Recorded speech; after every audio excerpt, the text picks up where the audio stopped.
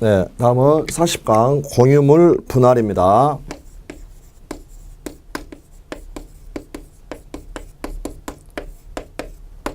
네, 아빠가 피자 한 판을 사왔다. 그러게 되면 딸내미 둘이 있으면요, 갑하고 을은요 2분의 1의 지분을 가지고 이 피자를 공동 소유, 지분 형태로 소유하고 있으니까 어떻습니까? 공유하고 있는 거죠. 피자 먹으려면 어떻습니까? 쪼개죠. 그러니까 결국에는 분할이라는 건 쪼개는 겁니다. 쪼개는 거. 이 말은 공유 관계를 해소를 하고 이제 각각의 단독 소유 쪼개가지고요 단독 소유를 하는 거. 요걸 바로 공유물 분할이라고 합니다. 거기에 대해서 이제 268조 공유물의 분할 청구, 공유자는 공유물의 분할을 청구할 수 있다. 그래서 공유자는요, 두 가지의 자유가 있습니다. 하나는 지분 처분의 자유, 하나는 분할의 자유, 또는 분할을 청구할 수 있는 이러한 자유가 있다라는 것. 그러나 5년 내의 기간으로 분할하지 아니할 것을 약정할 수가 있다. 분할 금지 특약 또는 불분할 약정 가능하다라는 겁니다. 다음 2항. 전항의 계약을 갱신할 때에는 그 기간은 갱신한 날로부터 5년을 넘지 못한다. 그러니까 이제 토지 같은 경우에 어떻습니까? 공유하고 있는데 쪼개버리면 그 가치가 감소될 우려가 있죠. 그러니까 공유자들 간에 서로 합의를 했을 때에는요, 이제 분할할 수가 없게 되죠. 이건 당사자들이 약정, 합의한 거니까 문제가 없다는 거. 그런데 또 그 기간을 너무 지나치게 하면은요, 분할의 자유가 있다고 그랬죠. 이 자유. 요걸 또 제한하니까 우리 민법은요, 이게 5년이 적당하다고 본 겁니다. 네, 그렇게 보시면 되겠고요. 다음에 이제 269조에 분할의 방법이 나와 있습니다. 분할의 방법. 조문에 그대로 나와 있습니다. 자, 피자 쪼개할 때 어떻게 합니까? 사이좋게 서로 협의해가지고 나누면 되겠죠. 그래서 원칙은 협의 분할입니다. 그런데 서로 많이 먹겠다고 해가지고요, 협의가 성립하지 않으면 어떻게 되겠습니까? 엄마가 나눠줘야 되겠죠. 그래서 예외적으로 법원에 이제 재판상 분할, 법원에 공유물 분할을 청구를 해가지고요, 공유물 분할 청구 소송을 제기를 해서 재판으로 분할하는 거. 이제 이때 나오는 판결을 뭐라고 합니까? 우리가 공유물 분할 판결. 이렇게 쪼개라. 엄마가 쪼개주는 겁니다. 그랬고 공유물 분할 판결이 바로 대표적인 형성 판결이 됩니다.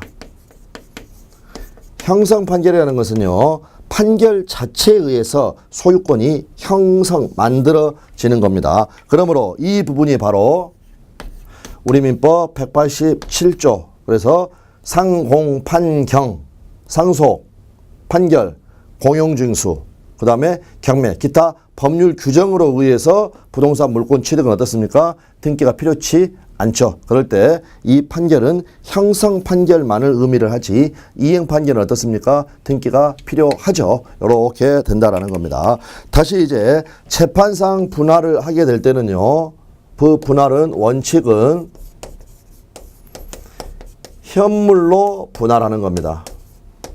현물로. 그러나 현물로 분할할 수 없거나 분할했을 때 그 가액이 현저히 감소될 염려가 있다. 그럴 때는요, 예외적으로 경매, 법원은 경매를 명할 수가 있게 된다는 거. 경매로 분할한단 말은 경매를 하고 그다음에 경매 대금이 있겠죠. 이 대금을 나누는 거니까 이게 바로 대금 분할이 된다.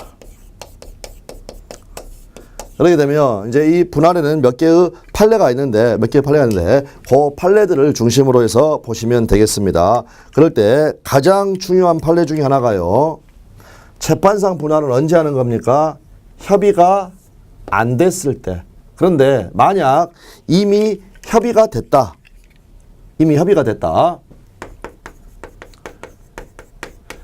협의는 됐는데 가령 갑하고 을이요 어떻게 쪼개자고 지금 협의가 됐다라는 겁니다. 그런데 을이 그 협의대로 협의를 이행하지 않는다라고 하면은요 판사님 쪼개주세요. 된다 안 된다? 안 된다. 협의가 됐으니까 더 이상 법원에 분할을 청구할 수는 없고요. 이때는 어떻게 되겠습니까? 약속 안 따르는 을에게 그 약속 지켜라 이런 식으로 가는 거지. 협의가 됐을 때는 판사님 쪼개주세요. 재판상 분할.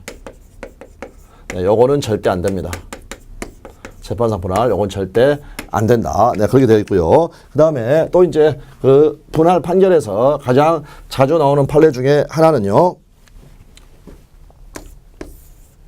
자, 갑하고 을하고 가령 2분의 1의 지분으로 공유를 하고 있다. 그러면 지분 처분의 자유가 있으니까 을이라는 애는요. 이 2분의 1의 지분을 가지고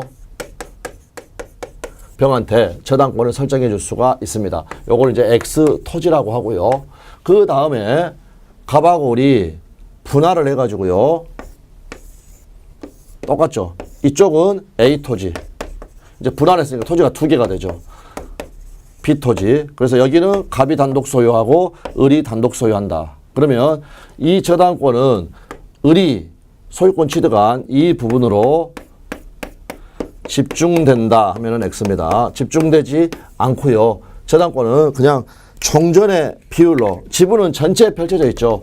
이 저당권도 전체의 종전 비율대로 그대로 전송하는 것이 아니라 집중되지 않는다. 집중되지 않는다. 네, 이렇게 보시면 되겠습니다.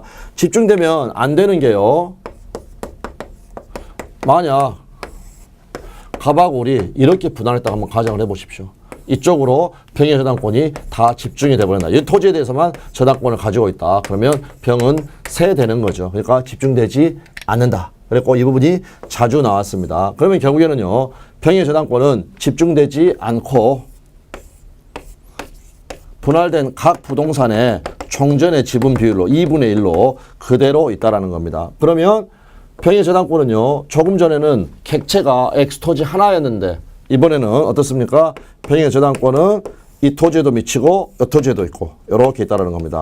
그러니까 결국에는 담보물이 두 개가 생겼죠. 그래서 이때 분할된 A 토지, B 토지 각 토지는 이 저당권의 공동 담보가 된다. 네, 이렇게 해서 확인을 좀 해주시면 되겠습니다. 다음 이제 법원에서 분할을 할 때요. 우리 아까 그걸 형성 판결이라고 그랬죠. 법원의 판결에 의해서 소유권이 만들어집니다. 그러면 이 경우에는요. 법원에 많은 재량이 인정이 됩니다. 그래서 이제 우리 판례 사안들을 보면은요. 그대로 이렇게 갑을 이렇게 쪼개주는 경우도 있고요. 그 다음에 이렇게 쪼개는 경우도 있다는 겁니다. 무슨 말입니까? 이쪽 땅이 더 비싸다. 비싸니까 그냥 면적으로 안 쪼개고요. 경제적 가치에 따라서 이렇게 쪼개질 수도 있다라는 거. 경우에 따라서는요. 또 토지를 그냥 갑에게 단독 소유를 하고요. 그 다음에 을에게는 현차를 주는 가격을 배상해주는 이러한 방법도 가능합니다. 그 다음에 갑을 병 그렇게 됐을 때 을에게 이쪽을 쪼개주고요. 그 다음에 갑하고 병에게 이쪽을 쪼개주고 분할을 원하지 않은 사람들은요. 계속 공유관계를 유지하도록 하는 것. 이 모든 형태가 현물 분할의 방법으로서 다 허용이 됩니다. 그런데 허용되지 않는 그림을 하나를 알아두자라는 겁니다. 예를 들면 갑하고 을이 공유를 하고 있다.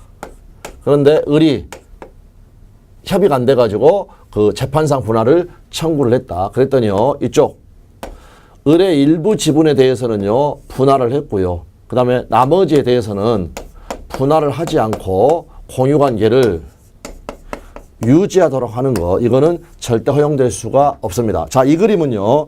분할을 청구한 병 자체는요. 공유관계를 해소를 해주고 단독 소유를 인정을 했죠. 나머지 갑을이 아니라.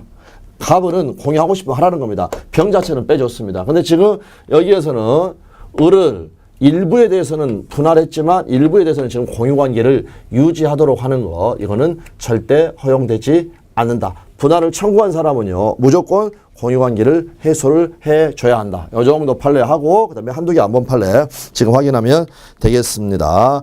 분할의 의의와 방법. 공유는 물건에 대한 공동 소유한 형태로서 물건에 대한 한 개의 소유권이 불량적으로 분할되어 수인, 즉 여러 사람에게 속하는 것이므로 특별한 사정이 없는 한 각 공유자는 공유물의 분할을 청구하여 기존의 공유관계를 폐지를 하고 각 공유자 간에 공유물을 분배하는 법률관계를 실현하는 일방적인 권리를 가진다. 이게 바로 공유물 분할의 자유. 공유물 분할은 당사자 간의 협의가 이루어진 경우에는 그 방법을 임의로 선택할 수가 있으나 협의가 이루어지지 아니하여 재판에 의하여 공유물을 분할하는 경우에는 법원은 현물로 분할하는 것이 원칙이고 현물로 분할할 수 없거나 현물로 분할하게 되면 현저히 그 가액이 감손될 염려가 있는 때 비로소 물건의 경매를 명할 수가 있다. 그 다음에 공유물 분할은요, 전원이 참여해야 되겠죠. 다음 판례. 각 공유자는 공유물의 분할에 있어서는 당사자로서 직접 이해관계를 갖는 것이므로 공유자 중 어떤 사람을 제외하고 분할 절차를 진행한다든가 하는 것은 협의상의 분할이나 재판상의 분할을 막론하고 절대로 허용되지 않으며, 다음 공유물 분할 청구에서 이제 재판에 소송을 제기를 하는 거죠. 전원이 참여를 해야 되니까 분할을 청구하는 사람이 원고가 되고 다른 공유자 전부를 공동 피고를 하여야 한다. 이렇게 해서 전원이 참여가 되어야 한다라는 겁니다. 다음, 유지하는 것은 허용되지 않는다. 공유물 분할은 현물 분할을 원칙으로 하고 협의가 성립되지 죄송합니다. 그게 아니고요. 협의가 안 됐을 때만 재판상 분할이 가능하다. 협의가 이미 성립됐을 때 판사님 또 쪼개주세요. 이건 안 된다는 거. 네, 그래서 그거 공유물 분할은 협의 분할을 원칙으로 하고 협의가 성립되지 아니한 때에는 재판상 분할을 청구할 수 있으므로 공유자 사이에 이미 분할에 관한 협의가 성립된 경우에는 재판상 분할 된다 안 된다? 안 된다. 그래서 또다시 소로서 그 분할을 청구하거나 이미 제기한 공유물 분할의 소를 유지하는 것은 허용되지 않는다. 판사가 쪼개질 수는 없다는 겁니다. 다음 판례는요, 여러 가지 방법으로 그 공유물 분할이 허용이 된다라는 거 여러분이 체크하시면 되겠고요. 비교 판례. 일부는 명하고 일부를 유지하도록 하는 건 허용되지 않는다. 공유물 분할 청구소에서 공유물 분할을 청구한 공유자의 지분 한도 안에서는 공유물을 현매 또는 현물 또는 경매 분할함으로써 공유관계를 해소를 하고 단독 소유권을 인정을 해줘야 한다는 겁니다. 그런데 그 분할 청구자 지분의 일부에 대하여만 공유물 분할을 명하고, 지금 이거 하는 겁니다. 일부에 대해서만 네, 명하고, 다음 일부 지분에 대해서는 이를 분할하지 아니한 채 공유관계를 유지하도록 하는 것은 허용될 수가 없다. 다음 분할의 효과가 나와 있고요. 270조는 필수 조문입니다. 근데 이 조문을 이렇게 뭐 비틀고 변형하고 그렇지는 않습니다. 그냥 그대로. 그래서 분할로 인한 담보 책임. 공유자가 분할로 인하여 취득한 물건에 대하여 지분 비율로 매도인과 동일한 담보 책임이 있다. 이 부분 확인하시면 되겠고요. 다음 1번, 공유물 분할에 의하여 공유관계는 종료하게 되고 각 공유자는 분할된 부분에 대해서 소유권을 취득을 한다. 물론 가로에 있는 것처럼 대금 분할의 경우에는 경매에서 돈으로 나눈 거니까 소유권 취득하는 경우는 없겠죠. 다음, 그 효력 발생 시기는 기본 중에 기본이죠. 협의 분할은 등기했을 때, 이건 재판상 분할이 아니니까 등기가 필요하죠. 다음, 재판상 분할의 경우에는 등기가 필요가 없다. 그래서 판결 확정 시이다.